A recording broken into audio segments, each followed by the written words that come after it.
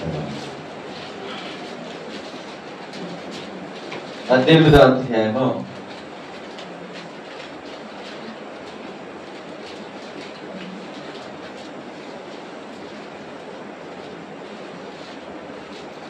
22వ వచనం. యేసు విని నీవింకా ఒకటి కొదువుగా ఉన్నది, నీకు కలిగి ఉన్నవన్నీ అమ్మి పేదలకు ఇమ్ము, అప్పుడు పరలోకమందు నీకు ధనము కలుగును, నీవు వచ్చి నన్ను వెంబడించమని అతనితో చెప్పాను. ప్రభు ఈ మాటలు ఆశీర్వదించును గాక. మనందరితో దేవుడు మాట్లాడును గాక.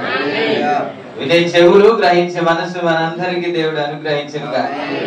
చిన్న ప్రార్థన చేసుకుని వాక్యంలోనికి వెళ్దాం. పరిశుద్ధుడుగా మహోన్నతుడైన తండ్రి, నీకే వందనాలు ప్రభు.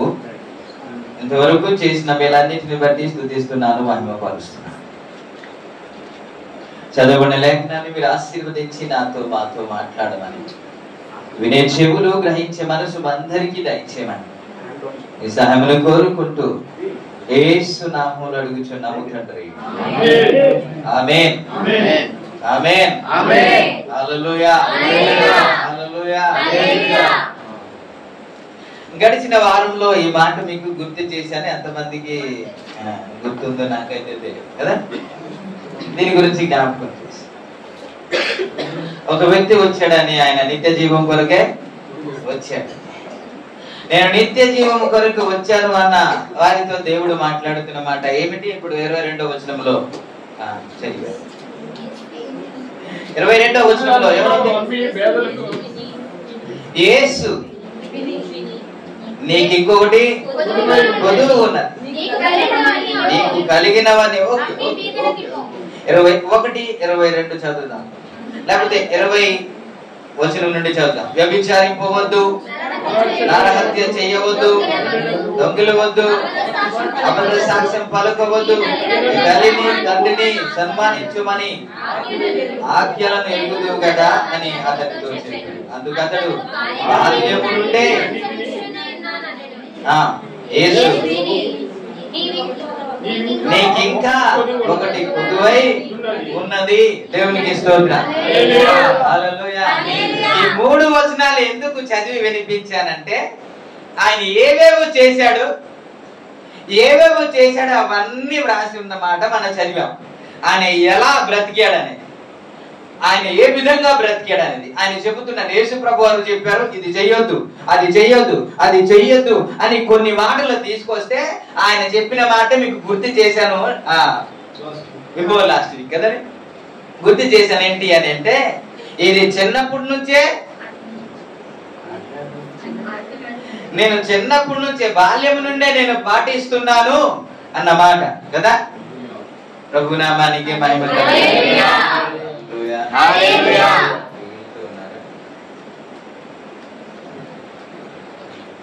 ఎవరి మొక్కల్లో చిరునవ్వు లేదు? సీరియస్ అయ్యయ్యో, పేపర్ తీసేద్దా అనిపిస్తుంది. కీర్తన 16 దేవుని సన్నిధిలో సంపూర్ణ సీరియస్ కలదు అని అంటే ఇంకా బాగుంటది కదా. రావటం ఫేస్ లో ఏం రావాలి? చిరునవ్వు వచ్చేయాలి కదా.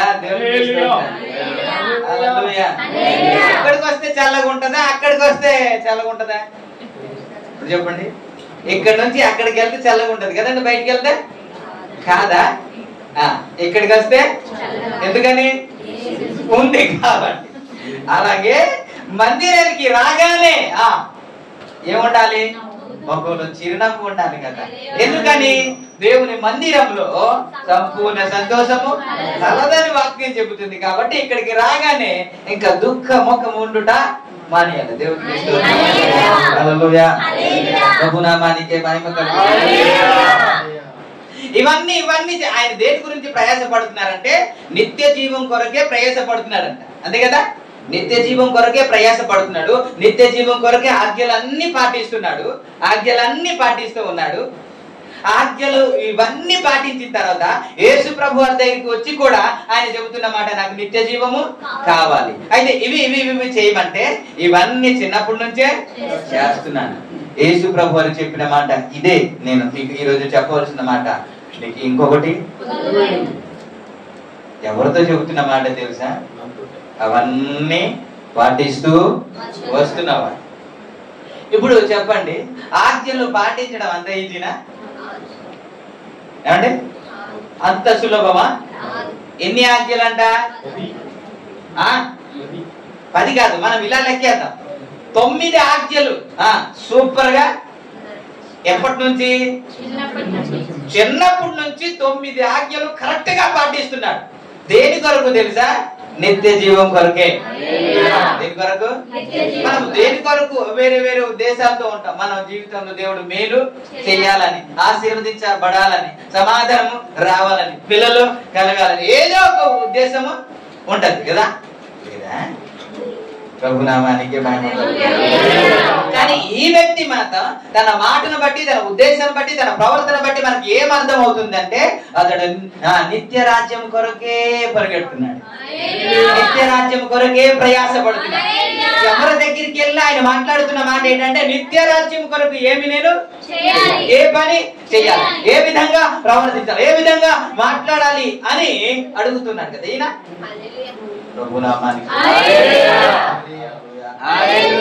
నిత్య రాజ్యము కొరకు ఇంత ప్రయాసపడ్డాడు. నిత్య రాజ్యం కొరకు 9 ఆజ్ఞలు పాటించాడు. నేను అది కష్టమో లేదో మీ ముందు పెడతానని జ్ఞాపకం చేయండి. బైబిల్ చెబుతుంది ఏమిటి అని అంటే తగుమాత్రపు వస్త్రం. ఏంటి? తగుమాత్రపు వస్త్రం, జడలు అల్లుకొనుటయు, బంగారు నగలు పెట్టుకొనుటయు, అలంకారానికి వ్యతిరేకంగా ఉండు అని కదా దేవుడు చెప్పాడు. విలువైన వస్త్రాన్ని ధరించొద్దు అని కదా చెప్పాడు. ఇది అంత ఈజీనండి. 1 రోజు కాదు, 2 రోజులు కాదు. విలుగల వస్త్రాలు, విలువగల వస్త్రాలు ధరించకూడదు. ఫంక్షన్ అయితే ఇంకా వీడు వద్దంటాడు, పెళ్ళి అయితే వద్దంటాడు. పెళ్ళి అయితే మెడంతా నిండిపోయాడు, ఫంక్షన్ అయితే ఎక్కడెక్కడో ఉన్నది అంత మొత్తం బయటికి వస్తుంది. దేవునికి స్తోత్రం, హల్లెలూయా. బైబిల్ ఏం చెప్తుంది? అది వద్దంటుంది కదా. ఈ పంకు తీయడం వద్దంటుంది కదా. రకరకాల అల్లుకోవడం వద్దంటుంది కదా. ఇవన్నీ 1 రోజు కాదు, 2 రోజులు కాదు. చేయగలమా అంటే చాలా కష్టమా లేదా? చేయగలమా లేదా? అన్ని త్యాగం చేయడం అంత ఈజీ కాదండి. అందుకే ఏమంటున్నారంటే బయట వారు భర్త చచ్చిన విధవరాలు వలె వారు క్రైస్తవులు బ్రతుకుతారంట. మనకు అది ఎలా లేదు. వాళ్ళకి ఎలా ఉండాలి? నిండుగా ఉండాలి. ఎలా ఉండాలి? నిండుగా ఉండాలి. వస్త్రం ఉండాలి, అన్నీ ఉండాలి. కానీ బైబిల్ చెప్తుంది ఇది వద్దు అని చెప్పింది. ఇది వద్దు అని ఎవరు బ్రతకాలం? ఎంతవరకు బ్రతకలం? ఎంతవరకు చేయగలం? అది చేయడం అంత ఈజీయా? ఒకవేళ మీరు అలా బ్రతుకుతూ ఉంటే, అలా ఫంక్షన్ కి వెళ్తుంటే నలుగురు తెలిసిన వారు నీతో ఏం మాట్లాడతారు? ఏమని పొగుడుతారా? మీ ఫ్రెండ్స్ పొగుడుతారండి. ఏంటి ఇలాగున్నా విధవరాలాగా అని అంటారు. అవన్నీ తట్టుకోవాలిగా. ఇవన్నీ చెయ్యాలంటే అంత ఈజీ కాదంట. నిత్య రాజ్యము కొరకే ఇవన్నీ చేసి వచ్చేసాడటండి. ఇవన్నీ చేసి వచ్చేసి యేసు ప్రభు వారు చెప్పిన మాట, నీకు ఇంకొక్కటే. ఏంటి? నేను ఈరోజు చెప్పవలసిందంటే ఇంకొక్కటే. ఏమంటే ఒకటే చేసి 9 చేయలేకపోతే అమ్మో 1 చేసాం ఇంకా 9 చేయాలంటే కష్టం అని వెళ్ళిపోయి ఉంటే బాగుండు కదా. 9 చేసి అయ్యా ఒక్కటే చేసే అని అంటే ఆ ఒక్కటే చేయకుండా వెళ్ళిపోయాడంటే, ఆ ఒక్కటే చేసుంటే అయిపోను కదా, నిత్య రాజ్యంలో ప్రవేశించును కదా. ఆ ఒక్కటే మానేసుంటే బాగుండు కదా. ఆ ఒక్కటే. నేను ఈ రోజు చెప్పబోతున్న మాట ఏంటో తెలుసా? అంతా బాగుంది, అన్ని వదిలేసాం, ప్రభు కొరకు అన్ని పక్కన పెట్టేశాం. ఒకప్పుడేమో అన్ని చేసేవాళ్ళం, లోకంలో జీవించేవాళ్ళం. కానీ ఆ ఒక్కటే ఏంటి? ఆ ఒక్కటే అవసరం అంటారా? ఎన్ని చేశాం కదండి. పాటలు పాడుతున్నాం, ప్రార్థన చేస్తున్నాం, వాక్యం చదువుతున్నాం, ఉపవాసం ఉంటున్నాం, అన్నీ చేస్తున్నాం. ఆ ఒక్కటే ఏంటా అని చెప్తారు అనుకుంటున్నారా? ఆ ఒక్కటే బైబిల్లో లేదు. నీకు మాత్రమే తెలుసు.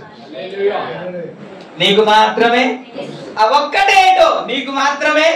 నువ్వు అంత మంచోడువే, కుటుంబాన్ని బాగా నడిపిస్తావు, కుటుంబ సభ్యులందరినీ బాగానే నడిపిస్తావు, అందరితో ఐక్యత ఉంటావు, దేవుని సహవాసానికి వస్తావు, పరిచర్యలో పాల్గొంటావు, పాటలు పాడుతావు, ఆరాధన చేస్తావు, వాక్యం చెబుతావు. ఆ ఒక్కడే చేసేవయ్యా నువ్వు నిత్య రాజ్యంలో ప్రవేశిస్తావంటే ఆ ఒక్కటి కూడా విడిచిపెట్టడానికి ఇష్టపడలేదు. ఎవరండి? యవనస్తుడు, ధనవంతుడు, అధికారి. ప్రభునామానికి దేని కొరకు వచ్చాడు? గట్టిగా మాట్లాడితే గబగబా చెప్పేస్తాడు. దేని కొరకు అంటే పొందుకున్నాడా? నిత్య రాజ్యముకు వచ్చిన వాడు పైన భక్తి చేసిన వాడా? కానే కాదు, లోదైన భక్తి. అందుకే చెబుతున్నాను, చర్చికి వచ్చేవారు నిత్య రాజ్యంలో ప్రవేశించరు, పాటలు పాడేవారు నిత్య రాజ్యంలో ప్రవేశించరు. మనము అన్య మతం నుంచి వచ్చేసి మనం క్రీస్తుని అంగీకరించాం కాబట్టి మనం పరలోక రాజ్యానికి వెళ్ళిపోతామంటే కుదరదు. అలాగైతే ఇశ్రాయేలు ప్రజలందరూ కానాను దేశంలో ప్రవేశించారంటారా? వారు కానాను దేశంకే బయలుదేరారు కదండి, ఐగుప్తుని విడిచిపెట్టారు కదండి, లోకాన్ని విడిచిపెట్టారు కదండి. లోకాన్ని విడిచిపెట్టి, ఐగుప్తుని విడిచిపెట్టి, విమోచించబడి, యేసు రక్తంలో, గొర్రె పిల్ల రక్తంలో విమోచించబడి వారు ఎర్ర సముద్రం మీద వెళుతూ నీటి బాప్తిస్మం పొంది, అలాగా పరిశుద్ధాత్మ అను అభిషేకము పొందుకొని దేవుని వాక్యం అనే మన్నా తింటూ, అభిషేకించబడిన దైవ సేవకుని చేతి క్రింద నడుస్తూ ముందుకు వెళ్ళారు గాని కానాను దేశంలో మాత్రం అడుగు పెట్టలేదండి.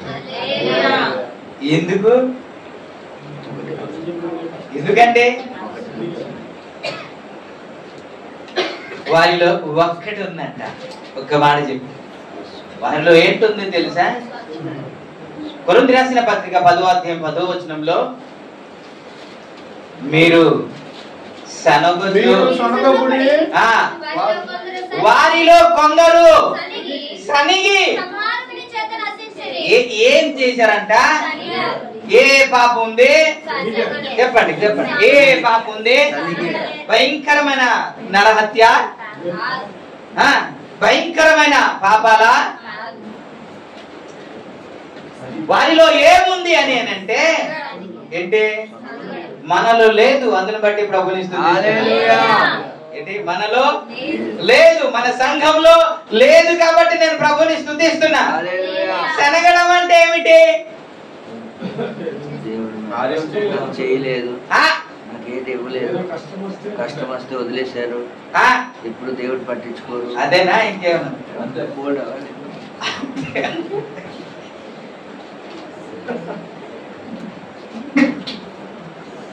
ఏం లేదు సార్, ఆ ఒకటే. ఎప్పుడు ఏమిటి అని అంటే దేవుడు ఎర్ర సముద్రం పాలి చేశాడు కదండి. ఎర్ర సముద్రం పాలి చేశాడా లేదా? ఇప్పుడు ఇటు చూడండి వచ్చే వాళ్ళు కూర్చుంటా. ఎర్ర సముద్రంలో పాలి చేశాడు. అంతకు ముందు ఐగుప్తు దేశంలో ఎన్ని అద్భుతాలు చేశాడు తెలుసా? 10 అద్భుతాలు చేశాడు. సూర్యుడి మీద నాకు అధికారం ఉంది అని 3 రాత్రి పగలు చీకటిని కలుగజేశాడు. నీటి మీద నాకు అధికారము ఉంది అని చెప్పి నీళ్లు రక్తముగా మార్చాడు. దేవునికి స్తోత్రం. మీరెందుకు అలాంటి అమ్మ కూర్చోబెట్టండి, అలాంటి కూర్చోబెట్టండి. ఉన్నారుగా, మీరెందుకు అలాగా కూర్చుంటారు? ఇంకో కుర్చీ ఖాళీగా ఉంది, మీరు కింద కూర్చోవలసిన పని లేదు. ఇక్కడ ఒకటి ఉంది, ఇక్కడ కూడా కూర్చోవచ్చు. ప్రభునామానికి వాక్యానికి అంత ఇంట్రెస్ట్ ఉండదు కానీ ఇలా జరుగుతుంది అనేసి ఇటు తిప్పాం. మరలా అదే సేమ్ టు సేమ్. మీకు ఎవరు అలా తిరగమని చెప్పారు, ఇలా తిరగమని చెప్పారు కదా.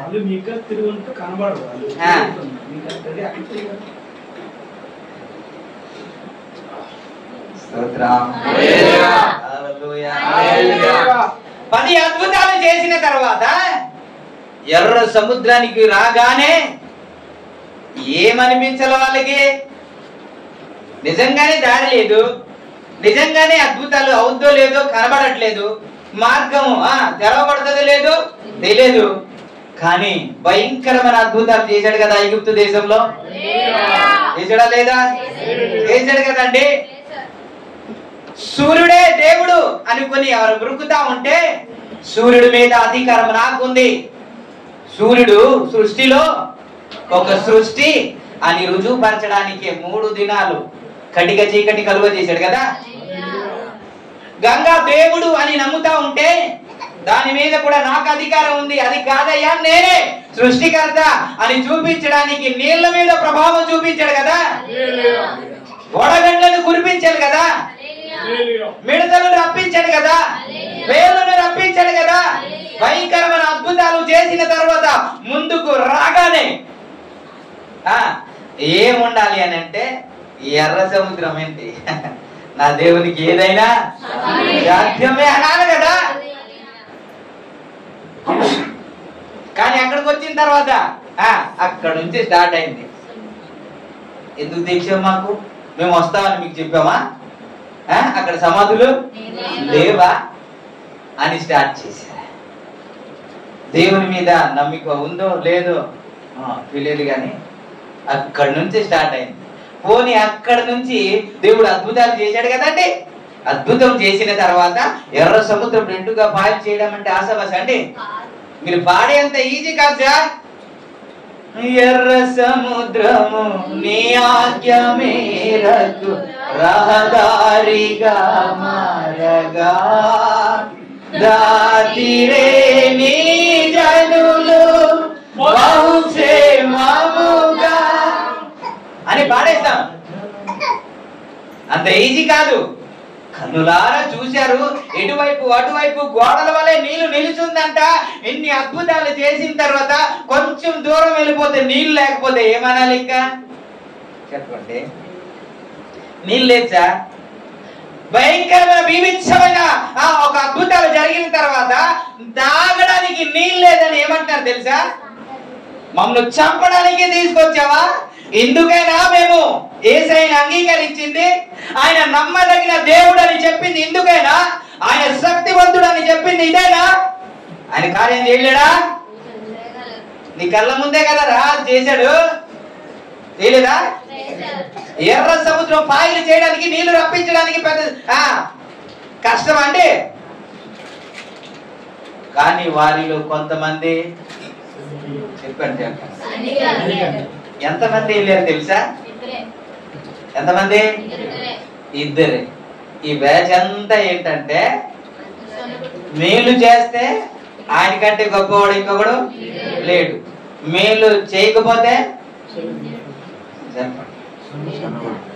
ఆయనకంటే నీచుడు ఇంకొకడు. మీరేదో అన్నారంట చూపిస్తుంది. ఆ ఒక్కటే మానేసి ఉంటే ఎంత బాగుంది సార్. ఆ ఒక్కటే విడిచిపెట్టేసి ఉంటే ఎంత బాగుందండి. ఆ ఒక్కటే వదిలేవయ్యా. అది ఎందుకు? ఒకవేళ ఇది వదిలేస్తే నువ్వు పరలోకమందు ధనమును పొందుకుంటావు. నువ్వు నన్ను వెంబడించుటలో ఇతనికి ఇబ్బంది ఏమీ లేదు. వెంబడించుటలో ఇతనికి ఇబ్బంది ఏం లేదు.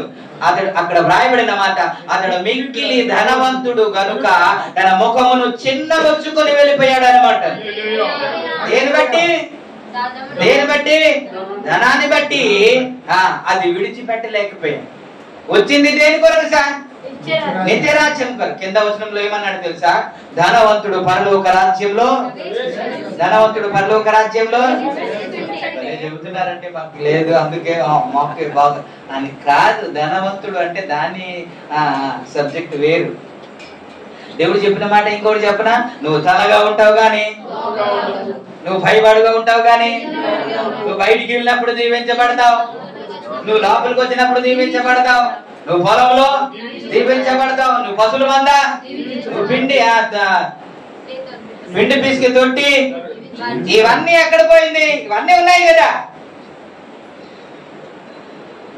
కానీ ఎందుకని దేవుడు అన్నాడంటే దాని కొరకు నిత్య జీవాన్ని విడిచిపెట్టేస్తున్నారు చూడండి, దాన్ని బట్టి అన్నాడు. ఈరోజు ఆయన ఇక్కడ ఉండడానికి అవకాశం లేదు, చెన్నై వెళ్ళాలి. ఎక్కడికి వెళ్ళాలి? ఆయన పని రీత్యా డ్యూటీ కాబట్టి బైపాస్ బై రోడ్ చెన్నై తీసుకెళ్లాలా. వారు ఎక్కడైతే పని చేస్తున్నారో ఆయన యజమాని. నేను చెప్పాను ఇది ఫస్ట్ వీక్, మీరు వెళ్తే అది మంచిది కాదు. మీలాంటి వారు ఫస్ట్ వీక్ చర్చి మానేసి ఉద్యోగం చేయడం అనేది అది కరెక్ట్ అయిన విషయం కాదు. అది జాగ్రత్త అని అంటే నిజమేనండి. నాకు అనిపిస్తుంది అవకాశం చూసుకొని నేను మానేద్దాం అనుకుంటున్నాను. మానేవద్దు, మానేయమని చెప్పలేదు, కానీ ఇది మీకు తగదు అని చెప్పాను. దేవుడి కృప చూపించాడు ఉండడానికి, అది క్యాన్సల్ అయ్యింది. ఆశ ఉండాలి కదండి, ఆశ ఉంటే ప్రయత్నం చేస్తాను రావడానికి, దేవుని సన్నిధికి రావడానికి.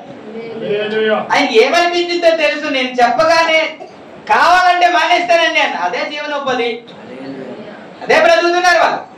అది మానేసి ఎలాగా ఒకవేళ ఉద్యోగం దొరుకుతుందో లేదో తెలియదు కదా. కానీ పరిచర్యకు అడ్డు వస్తే, దేవుని సన్నిధికి వెళ్ళడానికి అడ్డు వస్తే, ప్రభు వల్లలో ప్రవేశించడానికి అడ్డు వస్తే అది నాకు వద్దు అన్నాడు. ఆ త్యాగం ఉండాలి కదా, ఆ త్యాగం ఉండాలి కదా, ఒకటే ఉండాలి కదండి. దేవునికి స్తోత్రం. హల్లెలూయా. అవి లేకుండా డ్యూటీ ఉండదండి. మీకు లేదండి, ఆయనకున్న ఏం చేస్తారు మీరు? ఎందుకని ఉండాలండి. Praise the lord. దేవుని సన్నిధిలో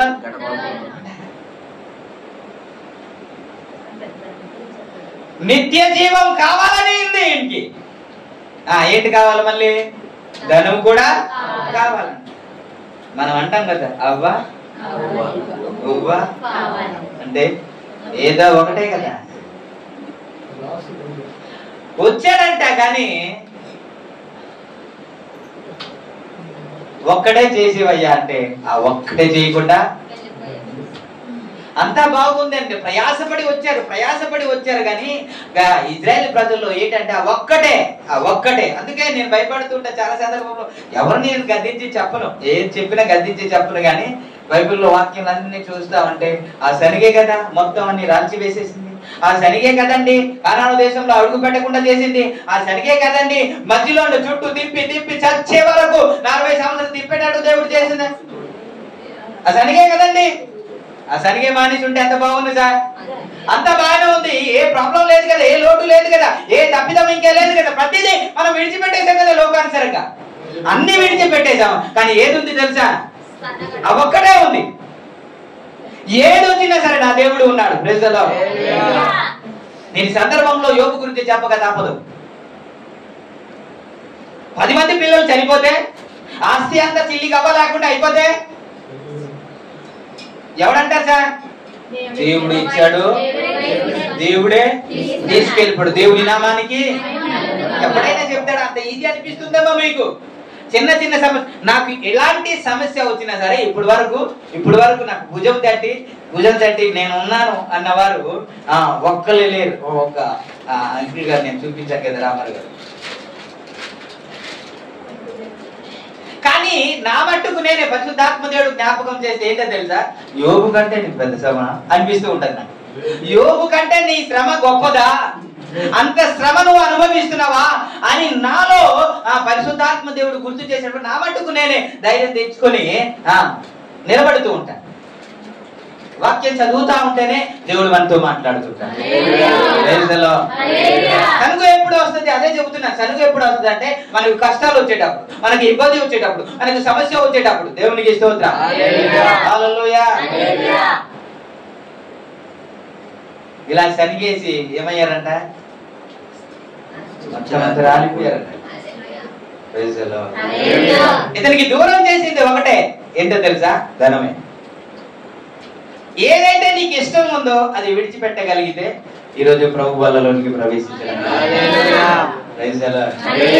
ఆ ఒక్కటే మీరంతా బాగానే ఉన్నారు, అన్ని వదిలేశారు. ఆ ఒక్కటే ఏదో ఉంది చూసారా? ఆ ఒక్కటే ఏదో నాకైతే తెలియదు.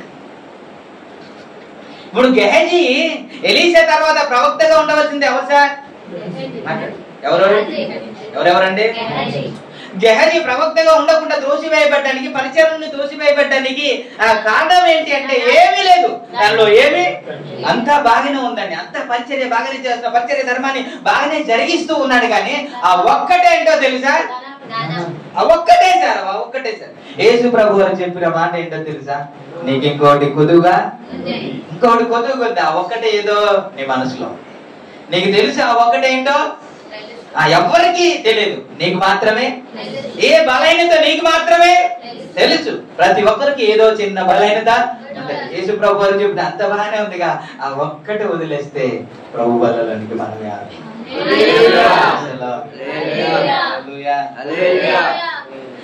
ఇస్కరియోతు యూదా దేనికండి పరిచర్యను తప్పించుకున్నాడు? తప్పిపోయాడు దేనికి? ఇప్పుడు చెప్తాను. యేసు ప్రభు దగ్గరికి వచ్చి పేతురు మాట్లాడుతున్నమాట, మేము అంతా విడిచిపెట్టేశాం కదా, భార్య పిల్లలని, ఆస్తి, ఇల్లు మొత్తం అన్ని విడిచిపెట్టేశాం కదా, మాకేం లాభం అని అంటే యేసు ప్రభు వారు చెప్పిన మాట ఏంటో తెలుసా? పునర్జన్మందు నేను సింహాసనం మీద కూర్చొని పరిపాలన చేసినప్పుడు నన్ను వెంబడించిన 12 మంది మీరు కూడా 12 సింహాసనం మీద కూర్చొని 12 గోత్రములకు మీరు తీర్పు తీరుస్తాడని దేవుడు వాగ్దానం చేస్తే, అలాంటి గొప్ప వాగ్దానాన్ని స్వతంత్రించుకోలేక ఇప్పుడు ఏమయ్యాడంటే ఆ పరిచర్య నుండి, ఆ సింహాసనం నుండి, ఆ కిరీటం నుండి పోగొట్టుకున్నాడు. ఎవరు? ఇస్కరియోతు యూదా అంటే. దేనికంటారు? ఏ వ్యభిచారం చేశాడండి, నరహత్య చేశాడండి, ఇంకొకటి చేశాడండి, ఘోరమైన పాపం ఏమైనా చేశాడండి. అంతా బాగానే ఉంది సార్. 3 సంవత్సరాలు 3.5 సంవత్సరాలు ట్రైనింగ్ కూడా, నెక్స్ట్ ఆయనే పరిచర్యలు. కానీ ఆ ఒక్కటి ఏంటి? ఆ ఒక్కటే సార్. ఆ ఒక్కటేంటో నీకు తెలుసు కదా, అంతా మానేశాను కానీ ఆ ఒక్కటే చేయలేను అని ఏదో ఒకటి నీకు తెలుసు. అది నా దగ్గర కాదు, ప్రభు దగ్గర మనం ఒప్పుకుందాం. ప్రభు దగ్గర మనము, ప్రభు ఆయనతో మాట్లాడుతున్నాం, ఆ ఒక్కటే వదిలేవయ్యా, ఆ ఒక్కటే వదిలే. అంతా బాగానే ఉంది, ఆ 9 ఆజ్ఞలు బాగానే పాటిస్తున్నాం కానీ ఆ ఒక్కటే. అందరూ మంచిగా ఉంటారు కానీ ఒక్కటే ఏంటో తెలుసా? ఇప్పుడు చెప్తాను. కోపం. ఏంటి? యాకోబు రాసిన పత్రిక 1వ అధ్యాయం 20వ వచనంలో నరుని కోపము దేవుని నీతిని నెరవేర్చదది. ప్రేమిస్తావు, ఆదరిస్తావు, అంతా బాగానే ఉంటాయి కానీ చిన్న తేడా వస్తే నీకంటే కోపగించేవాడు ఇంకొకడు ఉండడు. దేవునికి ఇస్తాడు. నేను కోపగిస్తున్నానండి కానీ పాపం చేయట్లేదు అంటారేమో మీరు. కోపపడుడి కానీ పాపం చేయుడి అన్నమాట. అసలు కోపమే వద్దన్నాడు కదండి దేవుడు, అన్నాడా? ఎందుకనగా నరుని కోపము దేవునికి నీతి. ఓకే, 37వ కీర్తన 8వ మాటలో ఈ విధంగా కోపము మానుము, ఆగ్రహము విడిచిపెట్టుము అని మాట ఉంటుంది. ఒకసారి చదవండి. కోపము మానుము, ఆగ్రహము విడిచిపెట్టుము, అది కీడుకే కారణం. ఏది మానాలి? ఏమనాలంటే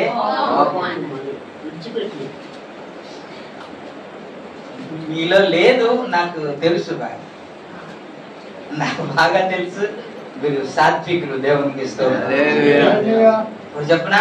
సాత్వికులు ధన్యులు, వారు భూలోకాన్ని. నిజమే. మీరు కోపపడి ఏమి సాధించలేరు సార్. మీరు కోపపడి ఆగ్రహం తెచ్చుకొని ఏమి చేయలేరు. సాత్వికంగా ఉండండి. మహాత్మా గాంధీ గారు ఈ మాట తీసుకొని మనకి బ్రిటిష్ చేతిలో నుండి భారతదేశాన్ని విడిపించడానికి కారణం ఏంటో? యుద్ధాలు చేయలేదు ఆయన, యుద్ధాలు చేయలేదు ఆయన, తుపాకీ పట్టుకోలేదు ఆయన, కానీ శాంతియుక్తంగా ఆయన తగ్గించుకొని సాత్వికంతో మన దేశాన్ని సంపాదించాడు. తగ్గించుకొని ఉండండి, మీ భర్త హృదయాన్ని స్వతంత్రించుకుంటారు, మీ అత్త హృదయాన్ని మీరు స్వతంత్రించుకుంటారు. మీరు తిట్టి కొట్టి మీరు ఏమి చేయలేరు, మీరేమి చేయలేరు. సో బహిరంగానే చెబుతాను, నేను బహిరంగానే చెబుతాను. తప్పుగా అనుకున్నా అనుకోవద్దు కానీ బహిరంగా చెప్తాను. నేనే ఎవరి గురించి తప్పుగా తెలిసినా ఎవరిని వెళ్ళి గద్దించను. ఇక్కడ రమణ గారు అన్నారు బాప్తిస్మం తీసుకుని,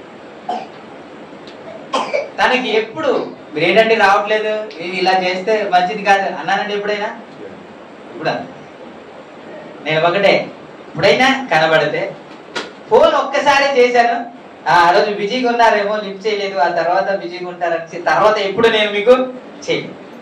కానీ చర్చికి వచ్చేటప్పుడల్లా ఆయనకి చెప్పింది ఒకటే, అయ్యా రావచ్చు కదా, అదేనా చెప్పాను, ఇంకేమని చెప్పాను, ఒకటే. నేను బాప్తిస్మం తీసుకోండి అని కూడా ఆయన అడగలేదు. ఒకసారి అక్కడ ఆయన అడగలేదు.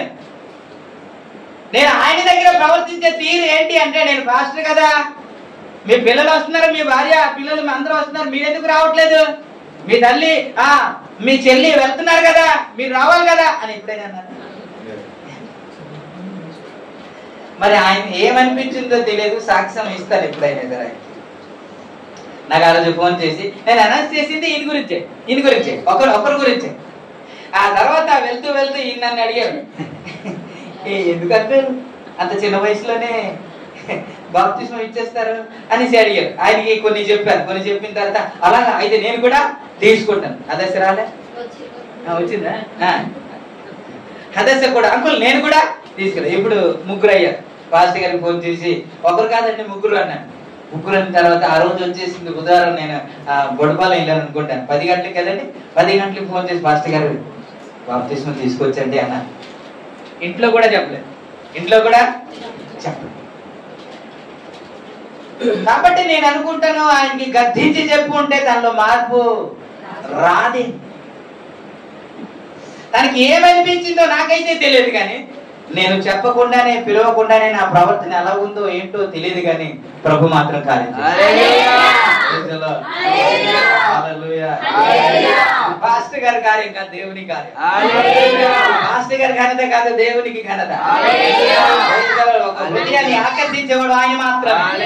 అందుకని చెప్తున్నాను, మీరు కోపపడి ఏమీ సాధించలేదు. ఎప్పుడు ఆవిడ చెబుతూ ఉంటారు, అయ్యా నేను ఎప్పుడు మా ఆయనకి మీరు ఇలా చేయండి అలా చేయండి ఎప్పుడు అన్నయ్య ప్రార్థన మాత్రమే చేస్తాను. నువ్వు ఉన్నావు చర్చికి రావు, ఎందుకు మేమందరం వెళ్తున్నాం నువ్వు రావు అని అంటే వస్తాడా?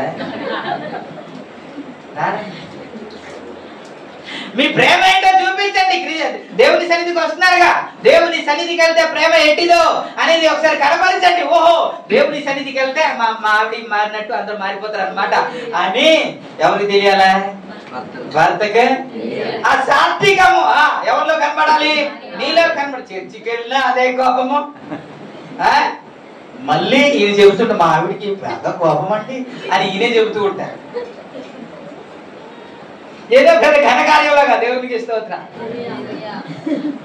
కొలస్సీ రాసిన పత్రికలో ఏమన్నాడు? అదే మాట అన్నాడు కదా, 3వ అధ్యాయం 8వ వచనంలో. 3వ అధ్యాయం 8వ వచనం. ఇప్పుడైతే మీరు కోపము, ఆగ్రహము, దుష్టత్వము, దూషణ, మీ నోట బూతులను ఇవన్నీ విసర్జించిన ఒకటే మీలో కోపము విసర్జించాలి. ఏముండకూడదు? కోపము అంటాడండి.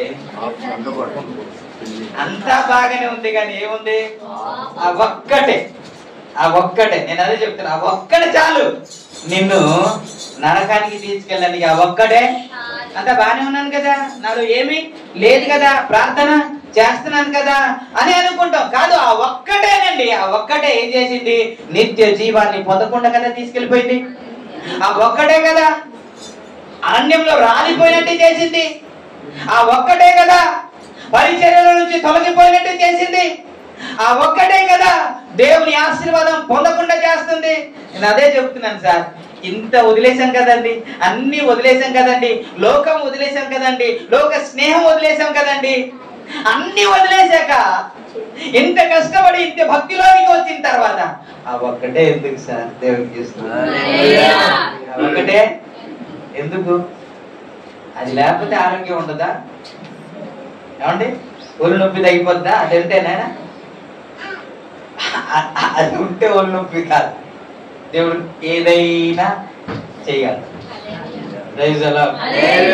పని నుంచి వచ్చారంట, పని చేసి కష్టపడి వచ్చారంట, కొద్దిగా ఒళ్ళు కొద్దిగా ఇదిగా ఉంటదంట, కొద్దిగా తీర్థం, అప్పుడు ఒళ్ళొప్పి తగ్గిపోతాడు. అంతా బాగానే ఉంది. ఆ ఒక్కటే ఏంటి? మీరు బయట వాళ్ళ గురించి మాట్లాడతారు. మ్యాక్సిమం చాలా మట్టుకు ప్రభువులో జీవిస్తున్నారు నాకు తెలుసు. అయితే ఆ ఒక్కటే వదిలేద్దాం ఈరోజు. ఎందుకు సార్ ఇవన్నీ చేసి ఆ ఒక్కదాని గురించి మన నిత్య రాజ్యంలో ప్రవేశకుండా ఆగిపోవడానికి? అది వదిలేద్దాం. దేవునికి స్తోత్రం. దానివల్ల ఏమైనా కలిసి వస్తే పట్టుకుందాం, దానివల్ల ఏమైనా బెనిఫిట్ ఉంటే పట్టుకుంటాం. ఏమీ లేదు కదా. దానివల్ల నిత్య జీవాన్ని వదిలేద్దామా? దానివల్ల పరలోక రాజ్యాన్ని వదిలేద్దామా? దానివల్ల ఆశీర్వాదాన్ని వదిలేద్దామా? ఆ చిన్నది పోదే పని. దేవునికి స్తోత్రం. గట్టిగా చెప్తలేదు. ఆ ఒక్కటే వదిలేస్తే మనమే హరువులు. మిమ్మల్ని దేవుడు వాడుకుంటాడు. ప్రభునామానికే మహిమ కలుగు. ఆ కోపము ఎంతవరకు తీసుకెళ్ళింది తెలుసా? మోసే గొప్పవాడా కాదా? మోసే వంటి ప్రవక్త ఇంకొకడు లేడు, పుట్ట ఓడు అన్నారు కదండి. ఆయన కానాను దేశంలో అడుగు పెట్టకుండా ఉండడానికి కారణం ఏంటో తెలుసా? మీరు చూడండి, సంఖ్యాకాండం 20వ అధ్యాయం.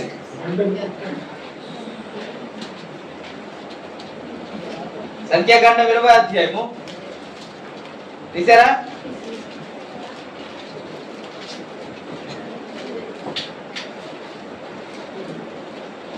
పదవ వచనం చదువుతాం. తర్వాత మోసే అహరోనులు ఆ బండ ఎదుట సమాజమును పోగు చేసినప్పుడు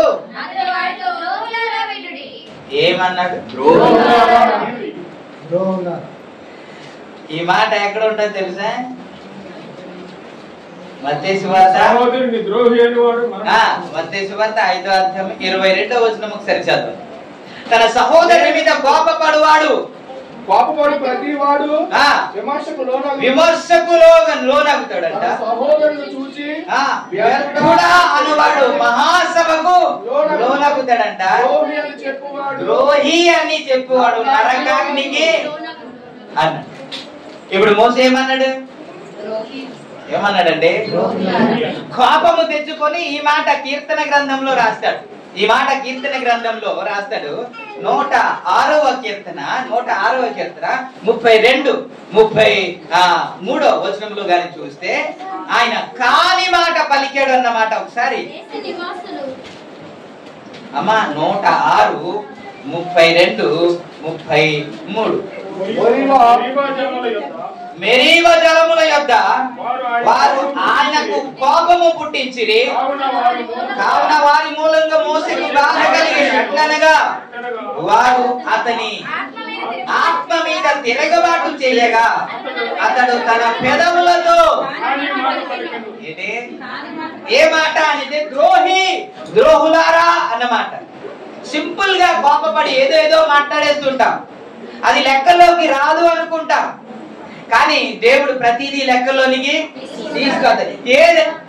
ఏదైతే చిన్న చూపు అనుకున్నా, చిన్న చూపు చూస్తున్నా, ఇది పర్వాలేదులే అనుకున్నాం, అది దేవుడు పెద్దగా చూస్తున్నాడు. దేవునికి హల్లెలూయా. ఎప్పుడైనా అనిపించిందా నేను కోపపడుట వలన నేను నరకానికి వెళ్ళిపోతానని? అనిపించిందా? ఎప్పుడు అనిపించలే. ఒక్కొక్కరు నా ముందే కోపపడుతూ ఉంటే అయ్యో నేను సరిగ్గా ఇంక నేర్పించలేదేమో అనిపిస్తూ ఉంటాను. గట్టిగా అరుస్తూ ఉంటాయి. యెషయా గ్రంథం 42వ అధ్యాయంలో ఏమని ఉంటదండి?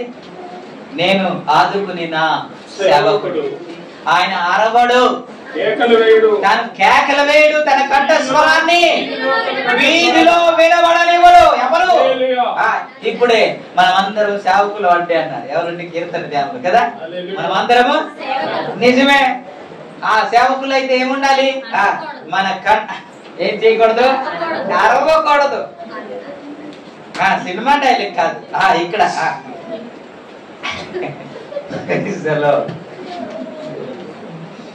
అరుస్తున్నారా అంటే సేవకుల లక్షలు కానే కాదు సార్. తన సేవకుడు అంట అరవడు, కేకలు వెయ్యడు, తన కంఠస్వరము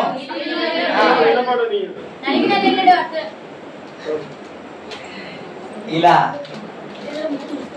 చేయకుండా ఉన్నామా? జరుగుతుందా?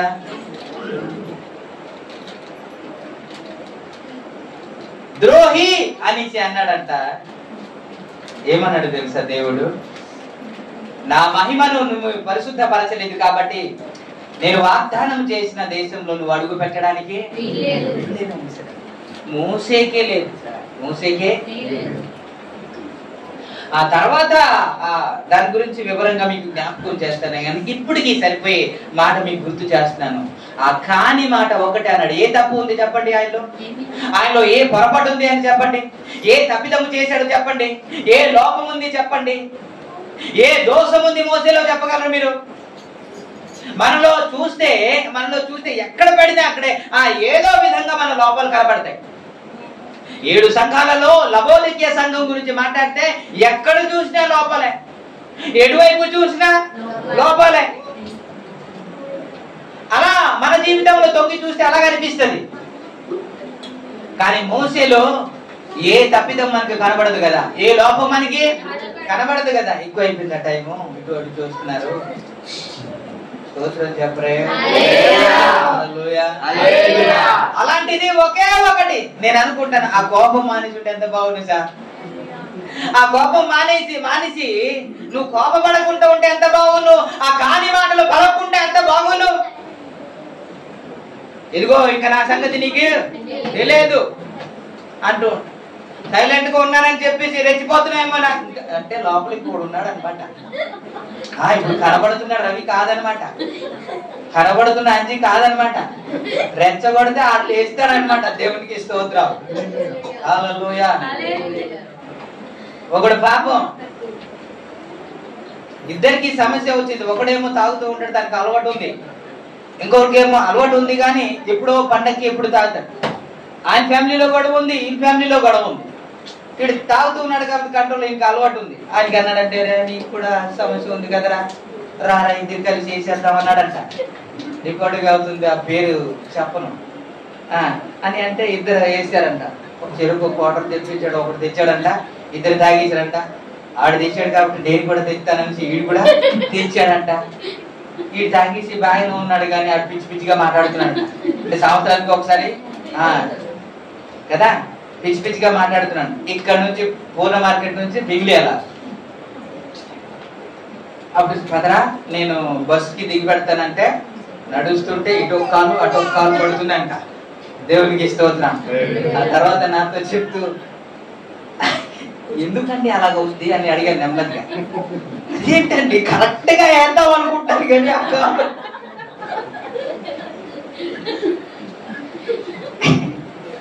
కరెక్ట్ గా వేద్దాం అనుకుంటున్నాడంట కానీ కాలటు ఎందుకు అంటే లోపల కూడా ఉన్నాడు. దేవుడికి స్తోత్రం. ఇది చెప్పడానికి ఇదన్నీ చెప్తున్నాను. లోపల ఆ లోపల ఉన్నాడు, బయటికి వస్తే ఇంకా సరిగ్గా ఉండడు. వీళ్ళు లోపల ఉన్నాడు, వెళ్ళగొట్టాలి కదా. దేవుడికి స్తోత్రం. ఆడిని నెమ్మదిగా పోషిస్తూ రే సరైన టైంకి నువ్వు బయటకు వద్దు కానీ నువ్వు తింటూ హ్యాపీగా ఉండు అని పోషిస్తూ ఉంటే ఆడు రాడా బయటికి. ఆడు వస్తే రచ్చరచ్చ చేస్తాడు కదా. ఆడికి ఎందుకు అది దాచిపెట్టాలి? ఆ ఒక్కటే వదిలేద్దాం. ఏంటంటే ఒక్కటే ఇదేంటి ఆ కోపంగా వదిలేస్తే చాలండి. ఈరోజు ప్రభు బంధువులు ప్రవేశించడానికి మనమే ఆ కోపంతోనే వెళ్ళిపోదామా ఇందులోనికి? ఏది విడిచిపెట్టకుండా అదే వెళ్ళిపోదామా? పాడతాం ఇప్పుడు. తెలిసి ఉన్నది పాటే మళ్ళీ అక్కడికి వెళ్ళగానే ముక్కలు లేకుండా ఉండాలి. దేవునికి స్తోత్రం. అప్పుడే చెప్పాను నీకు, ఈ రోజు కూడా ముక్కలు లేదా? అరే ఏంటిన్నా లోపవా? అది చర్చి వరకే. దేవునికి స్తోత్రం. అది చర్చి వరకే. ఇంటికి వెళ్తే మామూలే. ఇలా చేసి చూడండి, ఒక చిన్ననాటి స్వర్గంలా ఉంటది మీ కుటుంబం. ఇద్దరు అలా కోప్పడకుండా ట్రై చేయండి. ఒక్కరోజు ట్రై చేయండి సార్, ఒక్కరోజు ట్రై చేయండి. ఇద్దరు భార్య భర్తలు కుదురుద్దా? సమస్య లేదు. దేవునికి స్తోత్రం. అది వదిలేద్దామని నా బాధ, ఇంకేం లేదు. అది పరిచర్యలో కావచ్చు, అది కుటుంబంలో కావచ్చు, అది ఎక్కడైనా కావచ్చు. మనకు కోపం అనేది తగదు, కోపం అనేది తగదు. ఈ కోపం వల్ల మనం దేవుని నీతిని నెరవేర్చలేము. ఆ ఒక్కటే ఏంటో నీకే నాకే తెలుసు. నాకు తెలుసండి నా బలహీనత ఏంటో, అంత బాగానే ఉన్నా. ఆ ఒక్కటే నాకు ఇబ్బంది పెడుతుంది, ఆ ఒక్కటే నాకు ఇబ్బంది పెడుతుంది. ప్రతిరోజు చేయకూడదు అనుకుంటాను, కానీ అదే నడిపిస్తుంది. అదే వదిలేద్దాం. Praise the lord. ఈ రోజు పరిశుద్ధాత్మ సహాయం కోరుకుందామండి. ప్రభువా వదిలేద్దాం అనుకుంటాను, కానీ వదలలేకపోతున్నాను. ఆ ఒక్కటే వదిలేయడానికి నన్ను సహాయం చేయి అని ప్రార్థన చేస్తే నా పరిశుద్ధాత్మ దేవుడు సహాయం చేయడానికి ఇష్టపడతాడు. ప్రార్థన చేయడం చేత కాకపోతేనే ఉచ్చరింపశక్యము కాని మూర్ఖులతో ప్రార్థించడానికి సహాయం చేసే దేవుడు అంటే పరిశుద్ధాత్మ దేవుడు. ఒకవేళ నువ్వు సర్వసత్యమునకు నడిపించలేకపోతే, లేని పరిస్థితిలో ఉంటే దేవుడు నడిపించడానికి పరిశుద్ధాత్మ దేవుడు నీకు అనుగ్రహించాడంట. ఇన్ని వాగ్దానాలు మనకు ఉంటుండగా ఒకవేళ మనం నడవలేకపోతే ప్రభుని సహాయం అడుగుదాం. ప్రభు సహాయము అడుగుదాం. పరిపూర్ణులుగా బైబిల్ చెప్పినట్టు నీ తండ్రి పరిపూర్ణుడు కనుక మీరును పరిపూర్ణులుగా ఉండాలి అని చెప్పిన మాట మన జీవితంలో నెరవేర్చబడడానికి ప్రయత్నం చేద్దాం. ఏవైనా ఉంటే వదిలేయడానికి ప్రయత్నం చేద్దాం. ఈ రోజు చెప్పే మాట అంటే ఇవన్నీ పెట్టుకొని, ఇవన్నీ లోపల పెట్టుకొని ఇక్కడికి వెళ్తే కొంతమంది రాలేదు. ప్రతిరోజు షుగర్ టాబ్లెట్ వేస్తారు, ప్రతిరోజు స్వీట్ తింటారు, ప్రతిరోజు టీ తాగుతారు. టీ అంటే 3-4 సార్లు మళ్ళీ తాగుతారు. అది కూడా కొంచెం పద్ధతి తగ్గిద్ది అనుకోండి, వంటగదికి వెళ్ళి తగ్గుద్దా షుగర్? తగ్గుద్దా? నేనేమంటున్నానంటే అది మానేసి టాబ్లెట్ వేసుకుంటేనే, అది విడిచిపెట్టేద్దాం, ఈ టాబ్లెట్కి వెళ్దాం. అది మానేద్దాం. ప్రభు బలలోనికి ఖచ్చితంగా దేవుడు ఆశీర్వదిస్తాడు. నెక్స్ట్ దేవుడు నిన్ను ఆశీర్వదించాలి. ప్రభు పరిచర్యలోనికి రావాలి. అందరినీ ఇన్వాల్వ్ చేస్తాను. నేను అందరినీ ఇన్వాల్వ్ చేస్తాను. చిన్నలు పెద్దలు కాకుండా పరిచర్యలో అందరినీ నేను ఇన్వాల్వ్ చేస్తాను. ప్రతి ఒక్కరు ఉండాలి. కాకపోతే నేను ల్యాప్టాప్ అనేసి కాదు, ఆ గొప్ప చెప్పుకోవడానికి కాదు, పరిచర్యలో ఉండాలి. అలాగే ధనం తీసేసాను, గేమ్లన్నీ పక్కన పెట్టండి. ప్రభు పరిచర్యలో ఉండడానికి సురేష్ గారు నాతో అయ్యా సబ్దుకిని మ్యూజిక్ని కొంతమందిని అబ్జెప్తావయ్యా, వారు కూడా ఈ పరిచర్యలో పాల్గొంటారు.